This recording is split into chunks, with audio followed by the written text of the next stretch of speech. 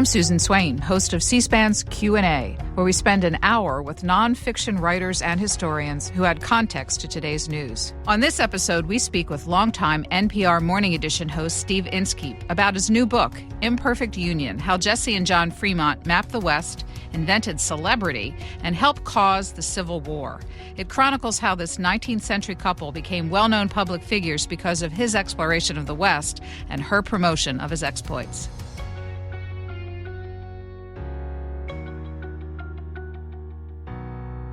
Steve Inskeep, your third book is titled Imperfect Union, How Jessie and John Fremont Mapped the West, Invented Celebrity, and Helped Cause the Civil War.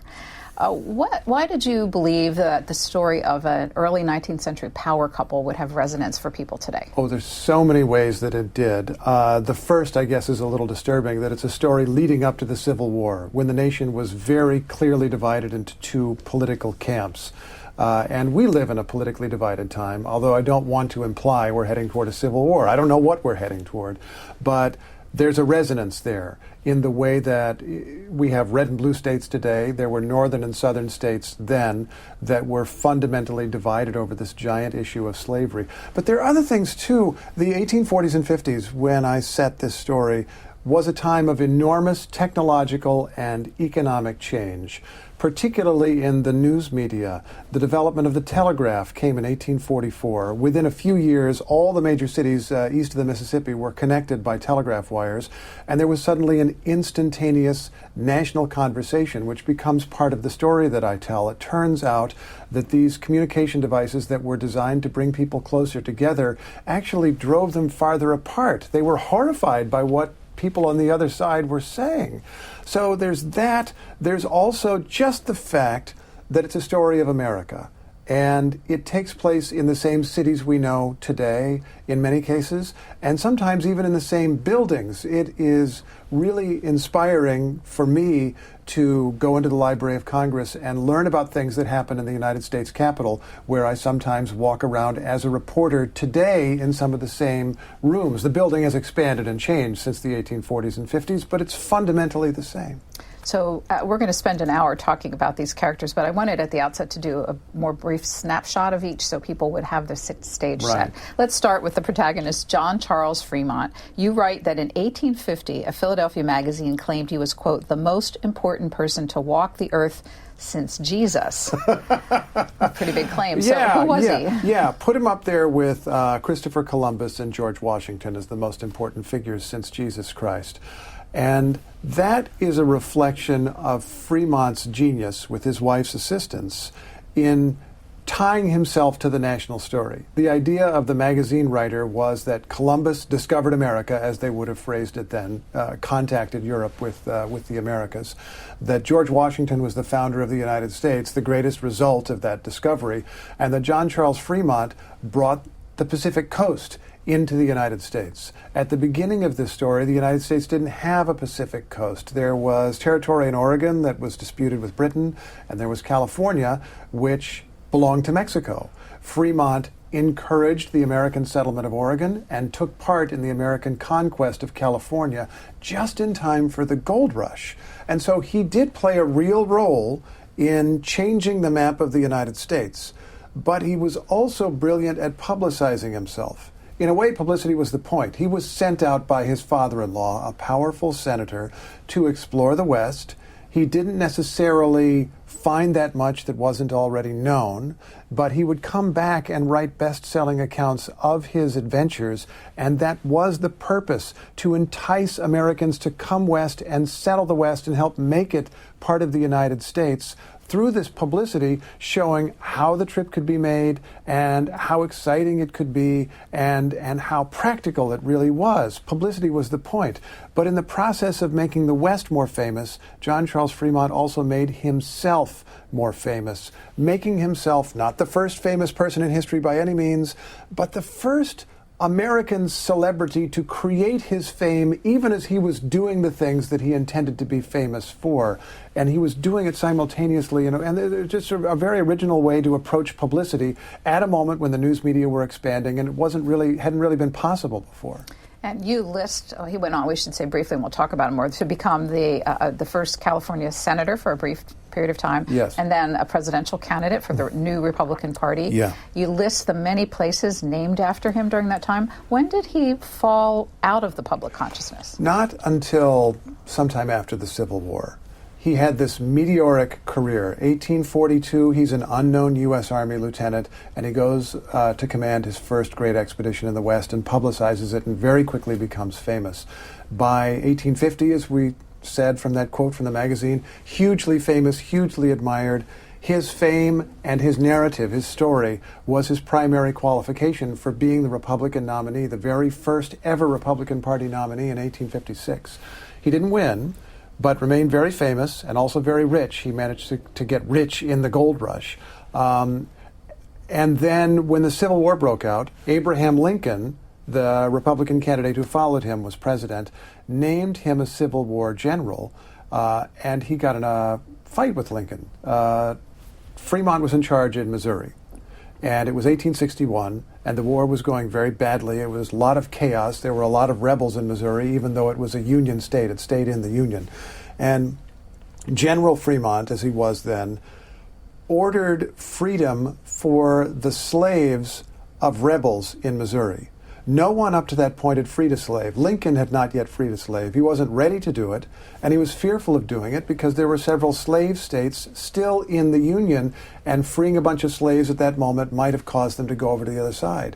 He asked John Charles Fremont to reverse his order or modify it. Fremont refused. He wasn't a guy who was really good with authority or following authority.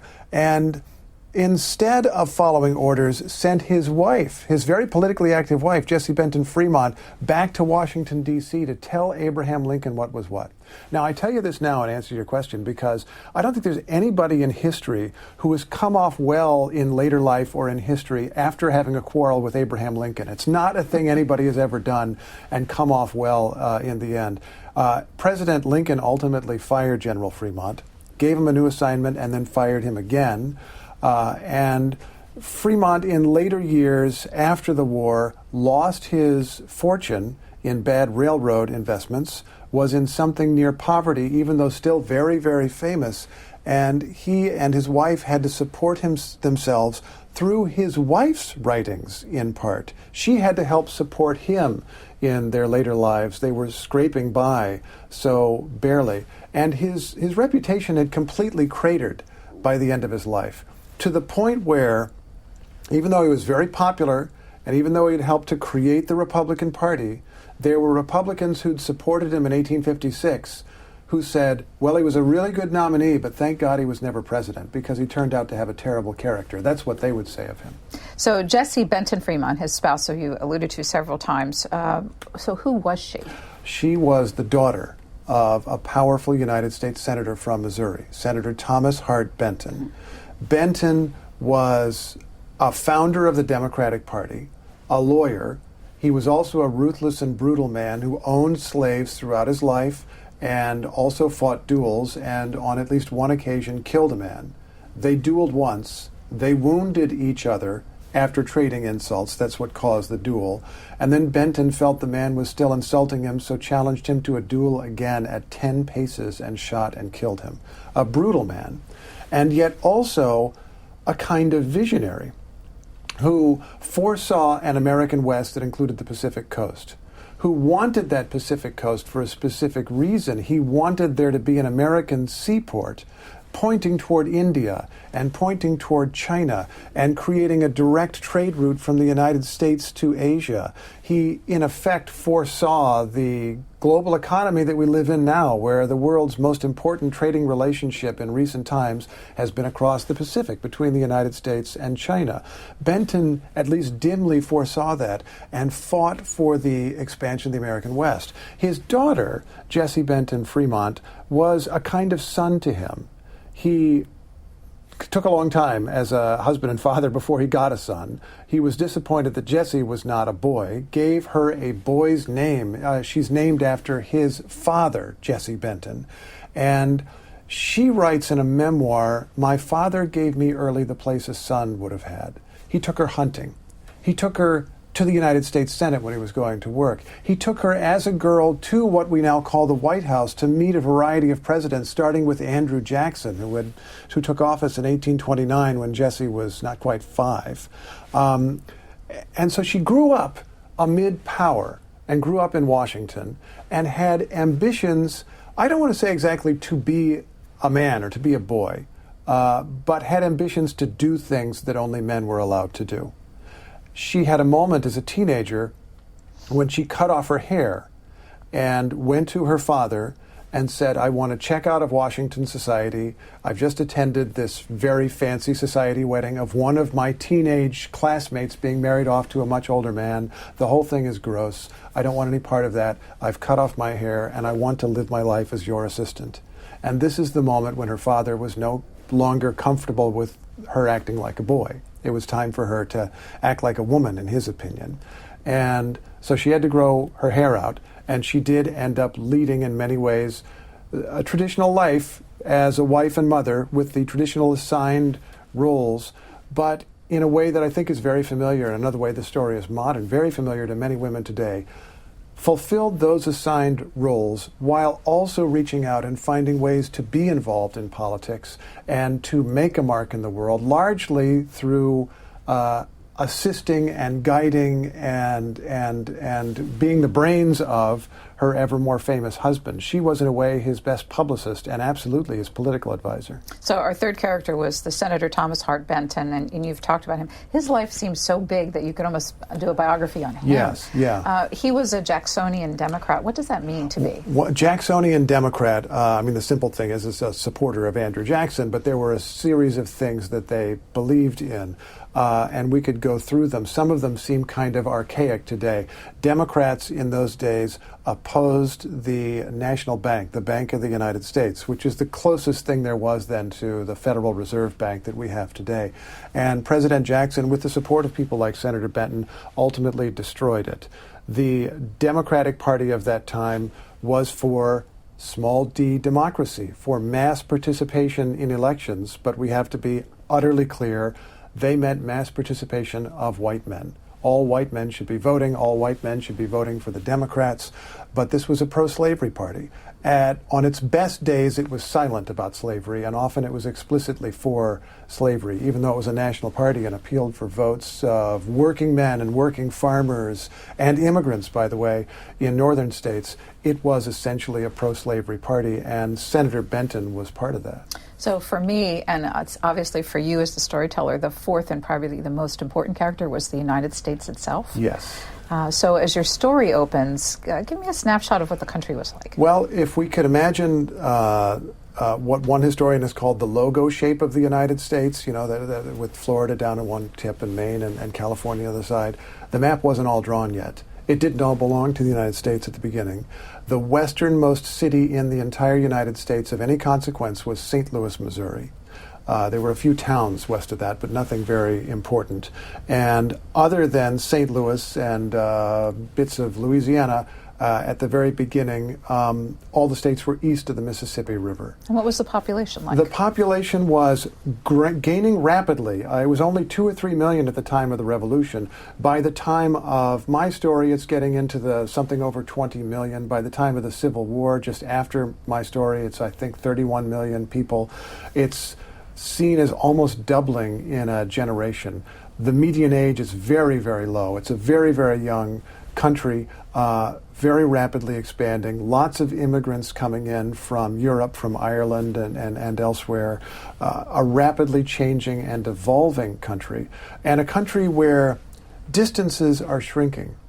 And here's what I mean by that. In 1800, if you were in New York City and you wanted to travel to St. Louis, it might typically take you 6 weeks to get there, if you didn't have some disaster on the trip. By the 1840s, it was a mere 10 or 11 days to take that trip, and it was much safer and much more practical. And then by the mid-1840s and into the 1850s, the telegraph was making communication instantaneous, and railroads were making travel even faster. So distances were shrinking across this country the size of an empire. It was becoming one country But as I mentioned before, this was also revealing the differences between people in a very in-your-face way that was kind of hard to take, and I think does remind me, as a 21st century citizen, of the way that social media sometimes shocks us, that we can't believe what other people who might be across the country or even our neighbors really subscribe to. So if you were one of those Irish immigrants, what would life be like for you? Life could be very hard. Not in every instance. I've done a lot of research in this period, and there were Irish immigrants who prospered, and there were Irish immigrants, by the way, who prospered in horrible ways. They might go to Alabama and end up owning a plantation and a lot of slaves. But broadly speaking, Irish immigrants were poor. Broadly speaking, Irish immigrants were discriminated against. This was a period of a mass movement against foreigners, against immigration in the United States.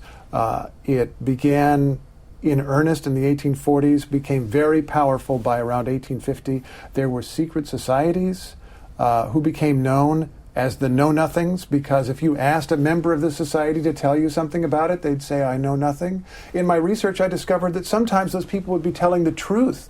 The societies were so secretive that the junior members might literally not even know the name of the organization. They just knew it was against foreigners.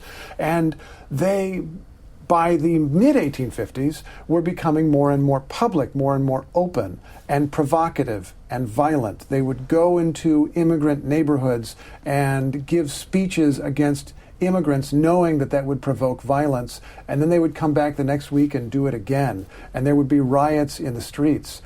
And it became known as a very powerful political force. In the 1850s, as the main political parties began to crack apart under the pressure of slavery, some political leaders saw hatred of foreigners as the thing that could unite people.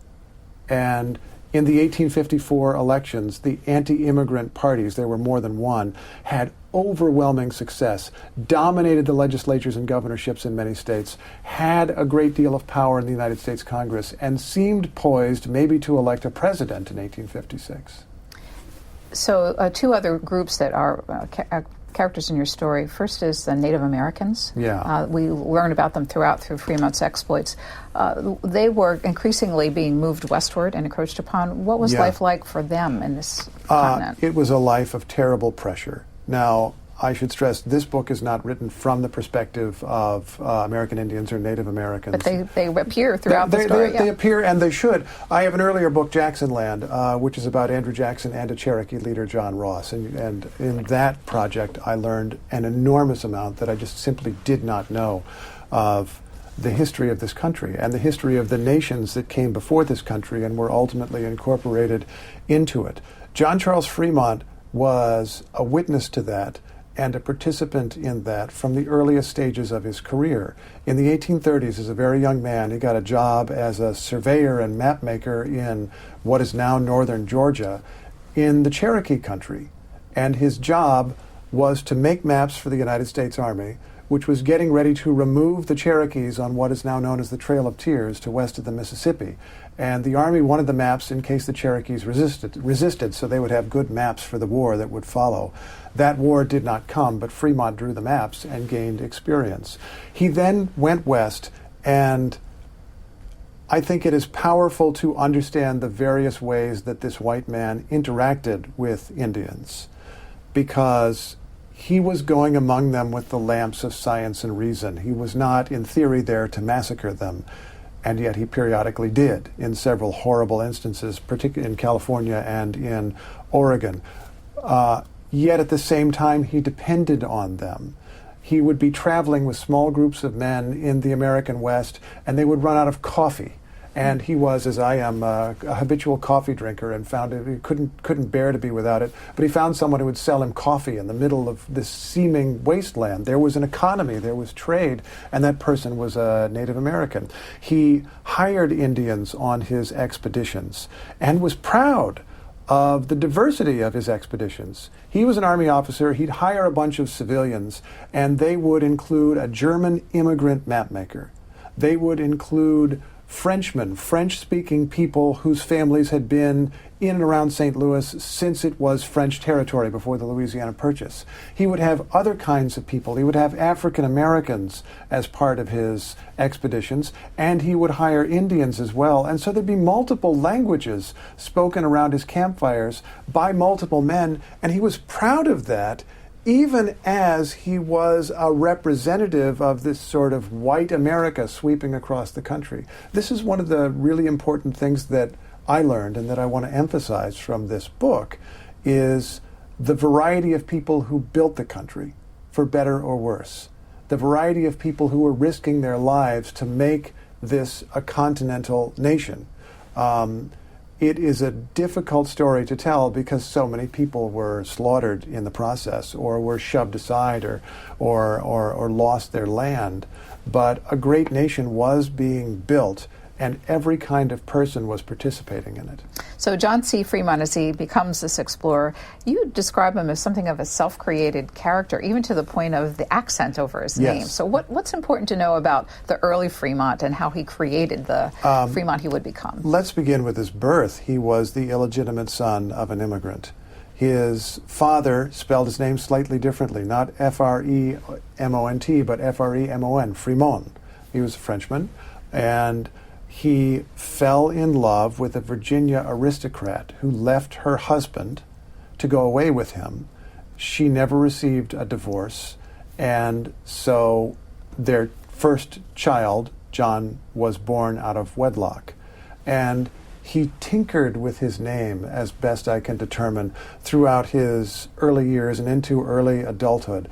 His father was Charles Fremont. Sometimes John C. Fremont, John Charles Fremont, would go as Charles. Sometimes he would be J.C. Sometimes the initials would be reversed and he'd be C.J. He changed the spelling of his last name, added the T, added a little accent mark over the E so that it was not Fremont, which would sound very French, but Fremont, which sounds kind of free, and turned out to be a great name to have years later when he was the presidential nominee of the Party of Freedom against slavery.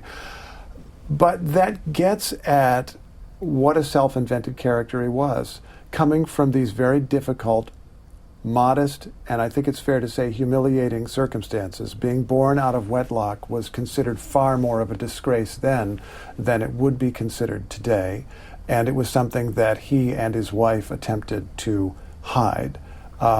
He was not from money. He was a penniless Army lieutenant. He was an Army lieutenant even though he was not trained. He had not gone to West Point, but he had attached himself to a series of powerful men, including a South Carolina politician who became the Secretary of War, the equivalent of today's Secretary of Defense, and got him a U.S. Army lieutenant's commission. He was a guy who scrambled up from the bottom, although not always in the most admirable or appealing ways. How did he and Jessie Benton meet, and when did they marry after they met? They met through the father, Thomas Hart Benton. Benton, as a senator who thought of himself not just as a senator from Missouri, but the senator of the West, was very interested in John C. Fremont's early work as a kind of apprentice map maker for another explorer named Nicollet. And Senator Benton went by this office where they were drawing up maps and met the young lieutenant, who was embarrassed because the map was not very far along. It was a largely blank map. But he attached himself to a powerful person again and got to know Senator Benton, and ultimately got to know Senator Benton's daughter. Senator Benton did not approve of the marriage, but they eloped when Jessie was just 17 and John C. Fremont was 28. And Senator Benton was said to be enraged. There are 2 or 3 different versions of the story, but ultimately had to accept that his daughter had not married some powerful official, which would have been quite common in Washington then, but this penniless lieutenant. And he went and placed a notice in a Washington newspaper. Now, you would expect that notice to say John Charles Fremont has married Jessie Benton Fremont, but Senator Benton put the names in the opposite order. Jessie Benton has married John C. Fremont. So he comes from a background that's somewhat suited to this, but how did he get his first charge to lead an expedition, and how was it funded? It was through Senator Benton shortly after this elopement. It's a remarkable political story, I think, that Senator Benton was enraged that this young man had come and taken away his daughter, his most precious daughter, of his children. And yet, within a few weeks, he had reconciled himself to that. This was a senator who had sometimes fought duels and gunfights against people and reconciled himself to them later.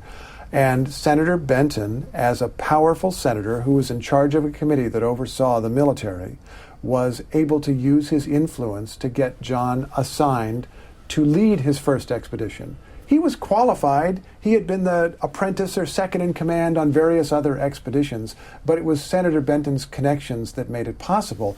And it was Senator Benton's vision that John C. Fremont followed. His early expeditions were to map the Oregon Trail, to entice Americans to go settle the Oregon country, which was disputed with Great Britain. And the idea was that lots of American settlers there would make it part of the United States inevitably. And so this senator was, in a way, pursuing his own foreign policy, which was a little bit different than the actual president at the time, John Tyler, but Senator Benton did it anyway. We visited Bend, Oregon, which is part of the area that he explored, and met a photographer historian who has done some of what you've done, mapping the route that John C. Fremont took. I want to show a video to show the topography as it looks today. Let's watch that. I don't really think that it has changed any since he was here. There isn't much erosion of this lava, so this is the first big pitch of Dillon Fault. I think it's pretty cool that he writes about it in his journal, and we can stand here and be in a place where Fremont was in 170-some years ago. You're able, through his journals, to recreate in your book a lot of his journey. It was tough going. Oh my gosh. And just looking at that video, my first thought is at some point they had to cross that river. And there wasn't going to be a bridge. They might go look for a ford where the water was a little bit calmer, but everything could be brutal. And Fremont was often traveling in the mountains, in very high mountains, in winter. And it could be devastating. It could be deadly. They would be trying to pass through snow that was many feet deep. The horse's legs or the mule's legs would sink down into the snow. And the only way the men could proceed was by themselves making a road by taking what was called a mole and just pounding down the snow for days to make this little path that the animals could then walk on. The animals would be dying, and so the men would eat the animals because they were also running out of food. Sometimes the men themselves on one particular expedition would starve to death. It was an extraordinarily difficult series of expeditions that the commander, John C. Fremont, made more difficult in search of new discoveries or in search of fame. He climbed mountains he had no need to climb. He tried to strike out to find new paths through difficult mountains, which sounds like a great thing to do, except he would do it in the middle of winter. It's remarkable that he himself didn't die, but instead it seems that he thrived off of this difficulty.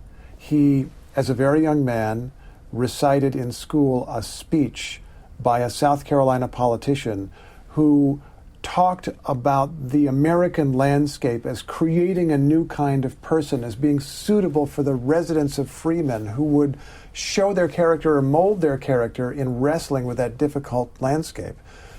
You read that speech from 1812 and you realize Frederick Jackson Turner's famous frontier thesis from several generations later was actually a very old idea in America. John C. Fremont thought he was doing that he was proving himself against that landscape, and he would sometimes even gain weight on these missions while others of his men were falling apart and dying. So what do you think of his leadership skills? He was persistent, which was great, except when it became stubbornness. He could be decisive, except when he failed to be. He would pursue a course much longer than he should have. He needed to be in charge himself, which is why he generally did well, or at least survived, when he was out in the wilderness and away from his commanders. But he was not good at following orders, whether it was an army officer who was overseeing his early expeditions, or whether it was President Lincoln later in his life. He would defy his superior officers almost all the time, and once he was actually court-martialed for getting into a dispute with his superior officer in the army in California. So he went south from Oregon to California. You've described his conquest of California as one of the most consequential acts in the history of the United States. Yeah. Why? Well, let's just start with something we mentioned earlier about trade routes. The capture of the Pacific coast turned the United States into a Pacific power with direct trade routes to Asia and made possible in a much more direct way the economic activity that dominates our economy up to this day and that we argue about up to this day. In a more immediate sense, the conquest of California simply made the United States rich because it was captured in the late 1840s just in time for the gold rush of 1848-1849.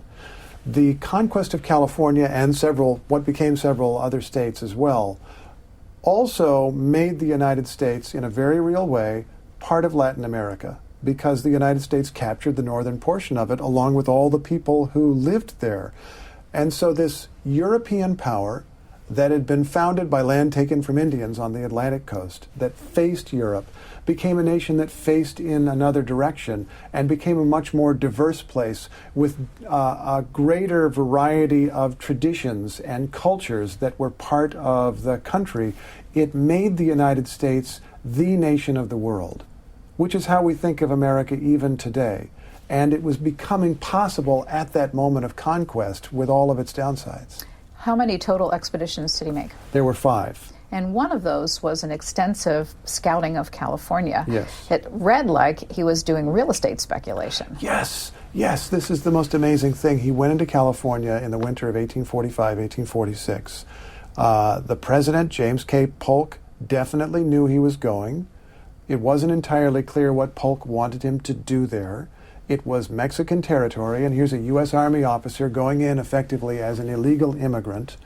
He told the Mexican authorities he was just scouting some new route to Oregon that maybe would go through part of California, but then he just lingered in California and irritated the Mexican authorities more and more by going near their settled areas, which he said he would stay away from. And yes, according to his own memoir, he gave a variety of explanations over the years for his behavior, but according to his memoir, he was looking for land by Santa Cruz, someplace on the shore where he could live with his mother. He was looking for beachfront property. As so many people who've moved to California over the generations since have, that's what he wanted to do.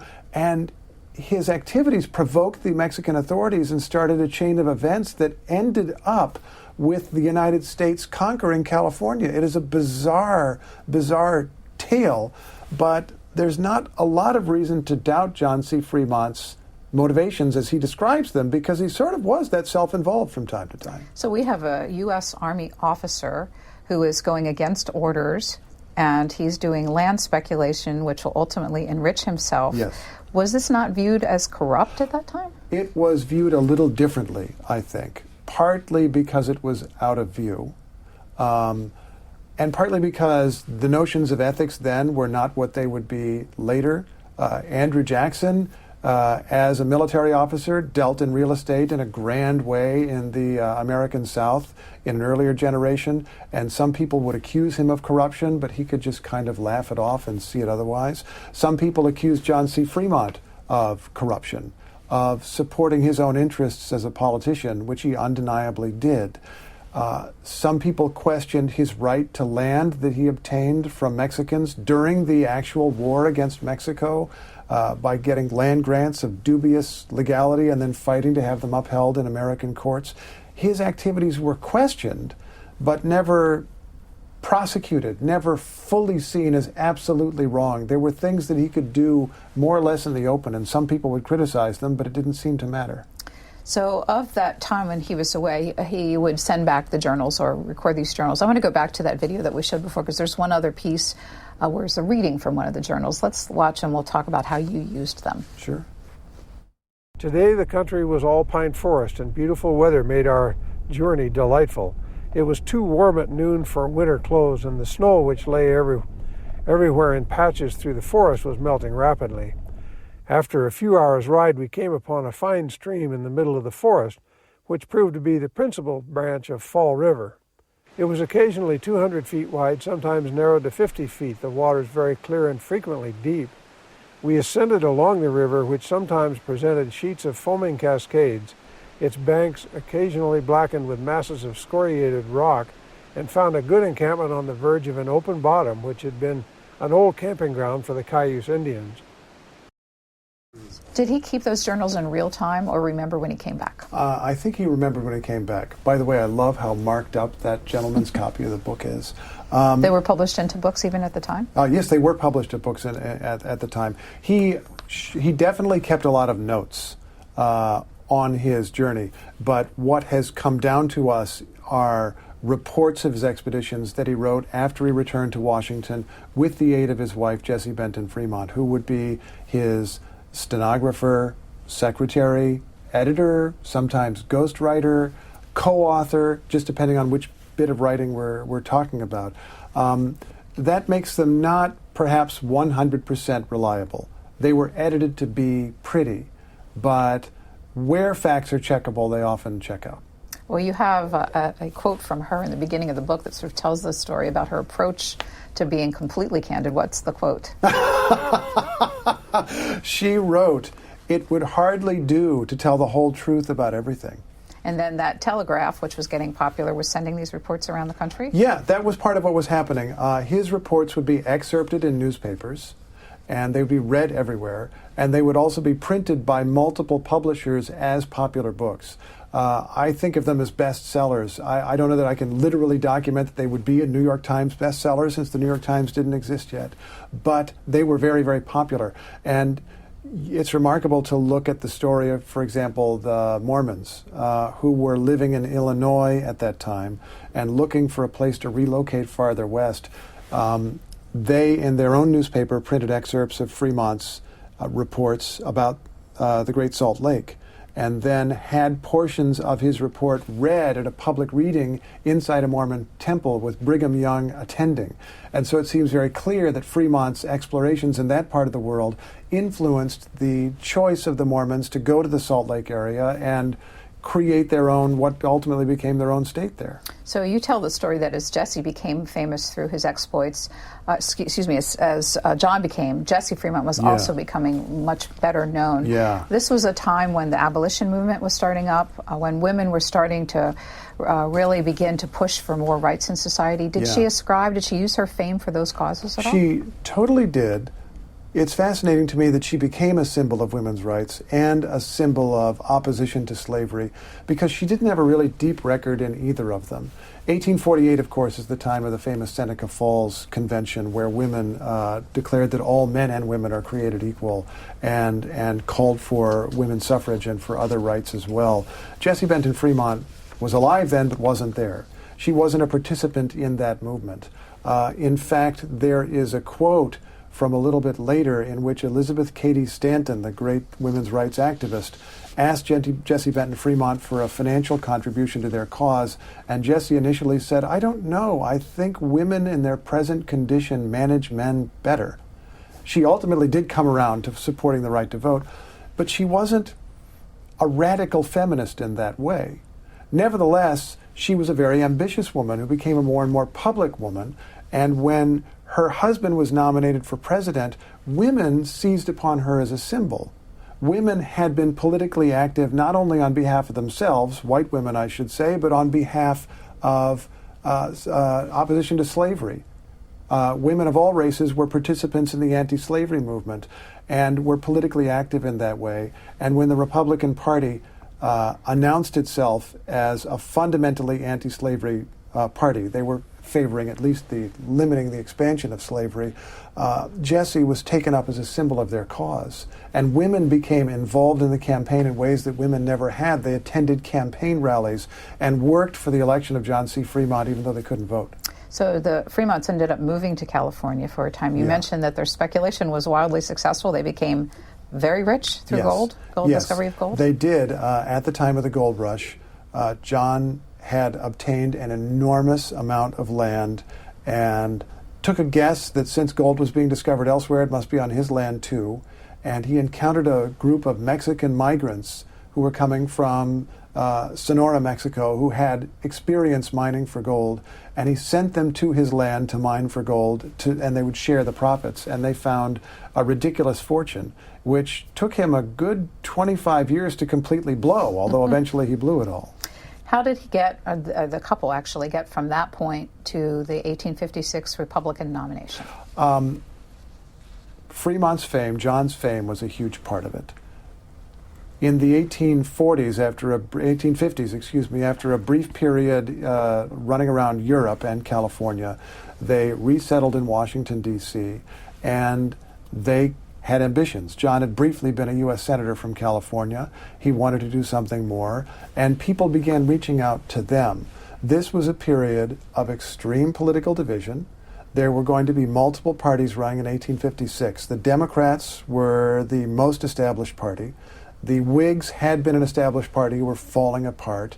There were these anti-immigrant groups, and there were the Republicans. And both the Democrats and Republicans at different times reached out to this guy to be their potential presidential nominee because he was super famous.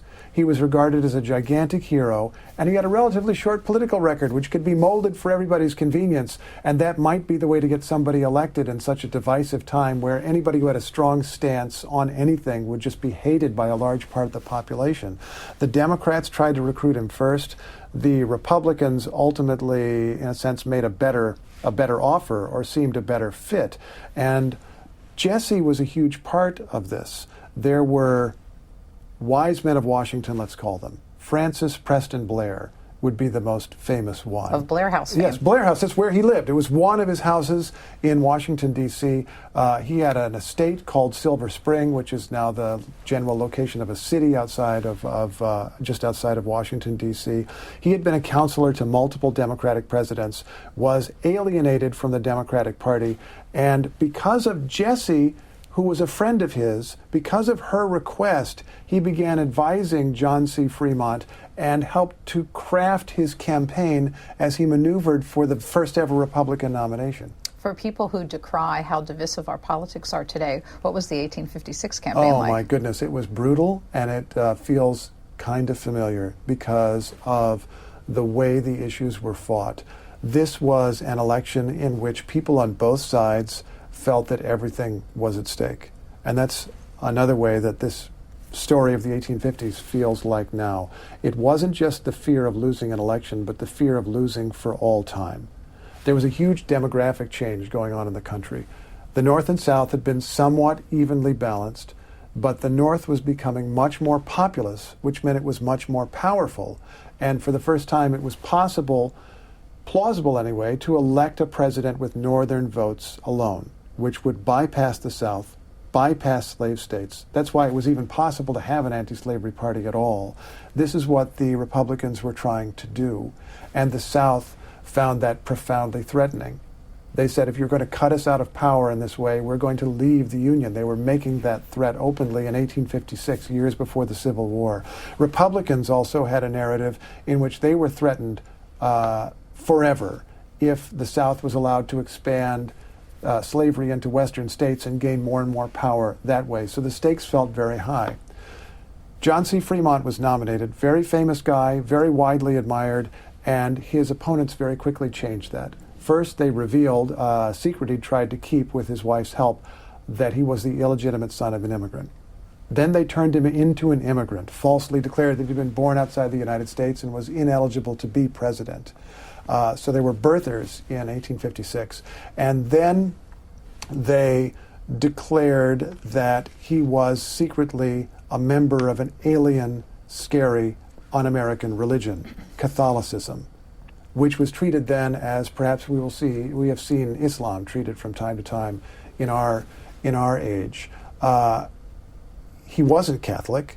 He had spent time with Catholics, but stories were spread and they became very, very hard to deny. And this was a moment when Republicans were trying to quietly win the votes of anti-immigrant voters. They wanted to win them on opposition to slavery, but they couldn't upset them too much on this other issue. And so it was massively damaging in such a prejudiced electorate for Fremont to be called a Catholic. It was a very, very bitter campaign.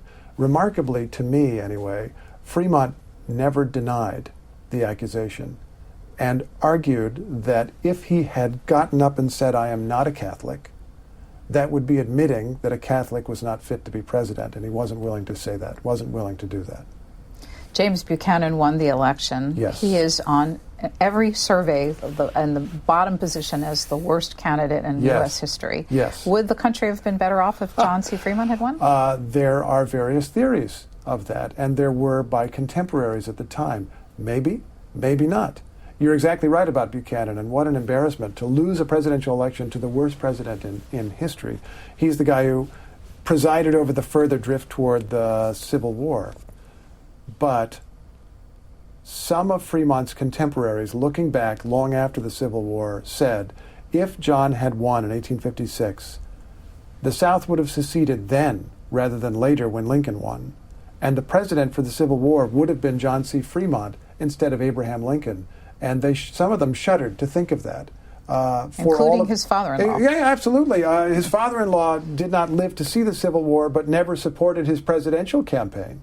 Never seemed to think that John had the judgment really to be president. So it's one of the ironies of history that, according even to his contemporaries and supporters, John C. Fremont did the nation a great service by running for president, establishing the Republican Party, trying out the electoral strategy that Abraham Lincoln would ultimately succeed with, but also did the nation a favor by losing and never actually being president. In your epilogue, you asked the question, for all their flaws, did the Fremonts help to build a more just and equal nation?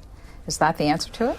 I think so. I think that through their efforts, in fact, in some ways, in spite of their best efforts to the contrary, they did.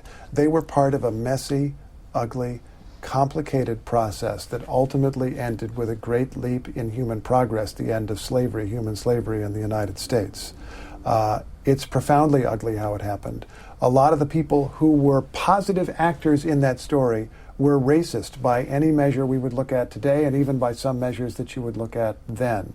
They're very, very complicated characters, but they had a moment in which they had their hands, John and Jessie did, on the tiller of history and helped to move it a little bit, helped to expand the United States, helped to give the United States a Pacific coast, and made a statement, however hesitant, however flawed, made a statement in 1856 on behalf of freedom. So in January of this year, I think, you wrote an opinion piece based on the Fremonts for the New York Times, and it concluded this way. What are the lessons for 2020? Expect a terrifying year. What drives Americans to extremes is not losing an election, but fear of losing for all time. When politicians exploit such fears, voters can find an antidote by recalling the aftermath of 1856. Whatever the result in 2020, and it's a safe bet that close to half of us will consider it a disaster, another election will follow, we hope. We hope, yes. So what are you saying there? What I'm saying is that we should try to keep perspective. We are in a time where people fear that an election lost will be a loss for all time.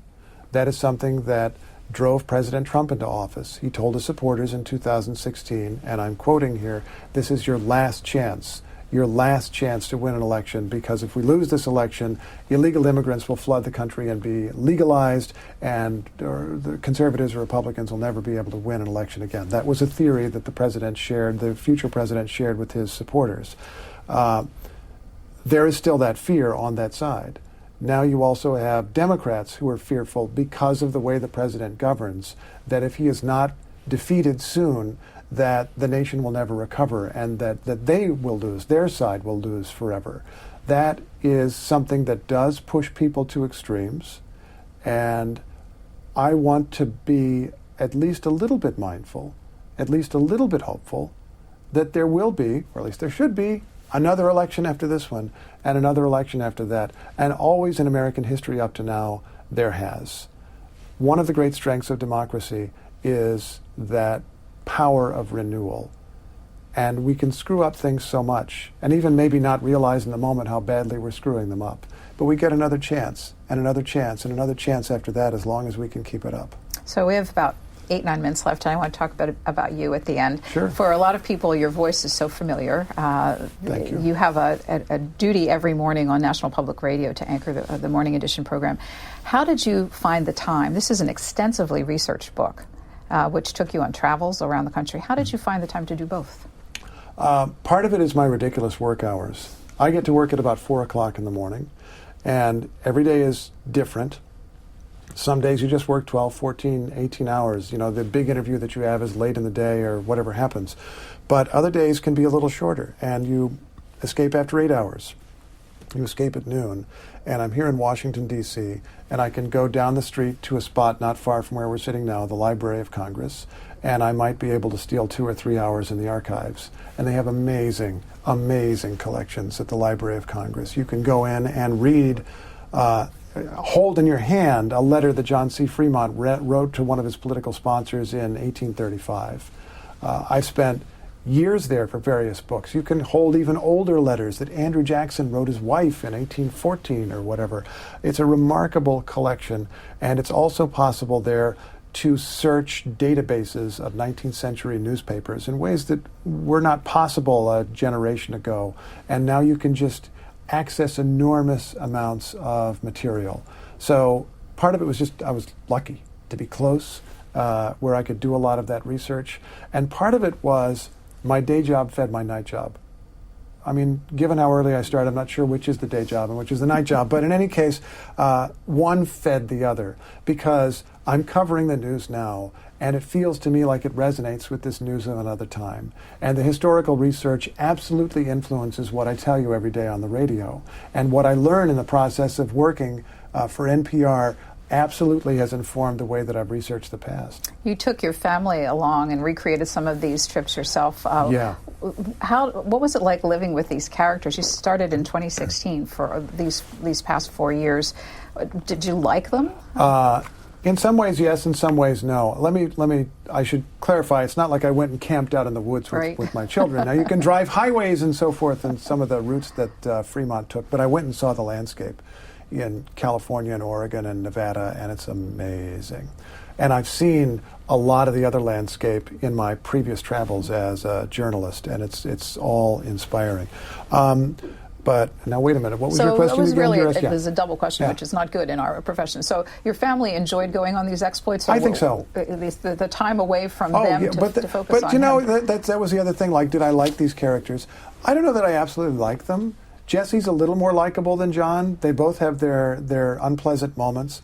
But I felt that I related to them in a way because they were ambitious, because they were trying to have a family at the same time that they were being ambitious. I look at John Fremont as a bit of a cautionary tale. I travel an amount for my work. He would go away for a year. He would go away for a couple of years and leave his wife at home with the kids. And she would try to fit into that life any way that she could. She might travel partway west with him on one of the expeditions, or say, I'll meet you in California, even though it's pretty hairy to get there by ship, the way that I'm going to go. When you are a parent and you read such things about another parent, one thing you hope is, gosh, I hope I'm not quite like that.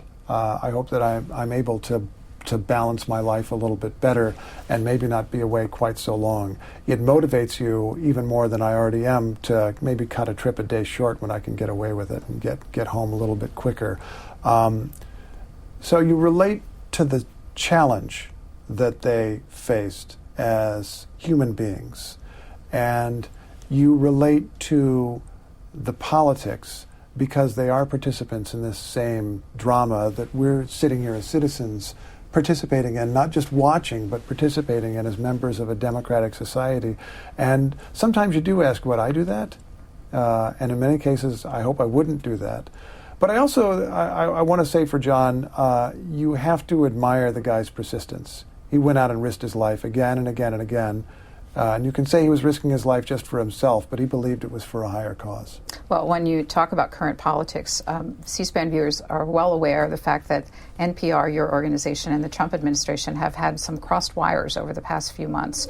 Mary Louise Kelly and Secretary Pompeo, also the president's budget has cutbacks for NPR in it.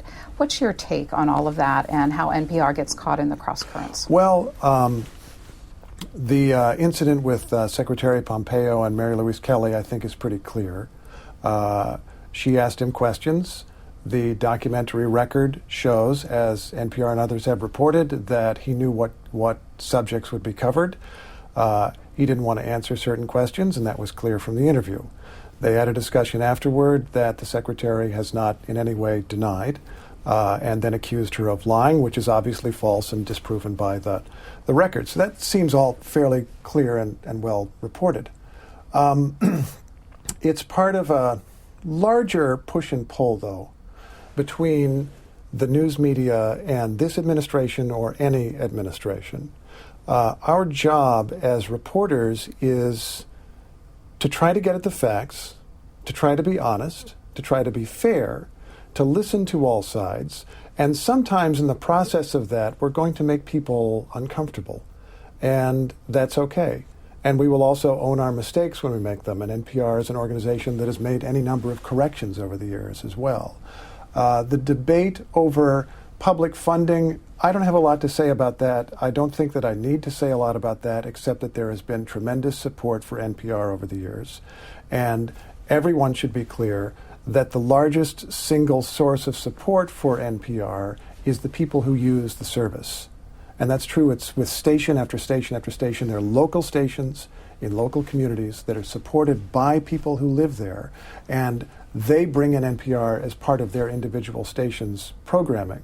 And that's the way it works, and it has, over the years, been supported by Republicans, been supported by Democrats, and I'll stay out of the debate over where it should go next, except to note that in the past, up to now, it's had tremendous bipartisan support.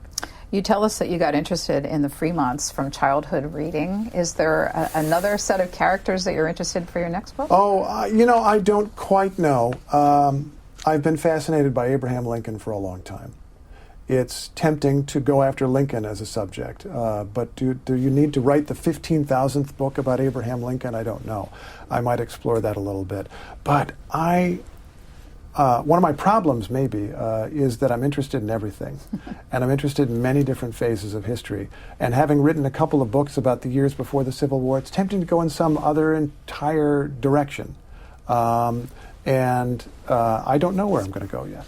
What's the title from? Imperfect Union? Imperfect Union, what is it from? It's just something that occurred to me as having a double meaning. It refers to the imperfect union of the time, this division between North and South, between free and slave, and the effort to make it better. And it also refers to the union between John and Jessie Fremont, a sometimes difficult marriage with certain struggles in it, and a degree of failure and also extraordinary, extraordinary success. The full title is Imperfect Union, How Jessie and John Fremont Mapped the West, Invented Celebrity, and Helped Cause the Civil War. Steve Inskeep, thanks for the hour. Glad to be here. Thanks for listening to C-SPAN's Q&A. Subscribe wherever you get your podcasts, and you'll never miss an episode. And while you're there, please take a minute to rate and review us. You can also send us an email at podcasts@c-span.org with your questions, comments, or ideas. Your feedback is welcome.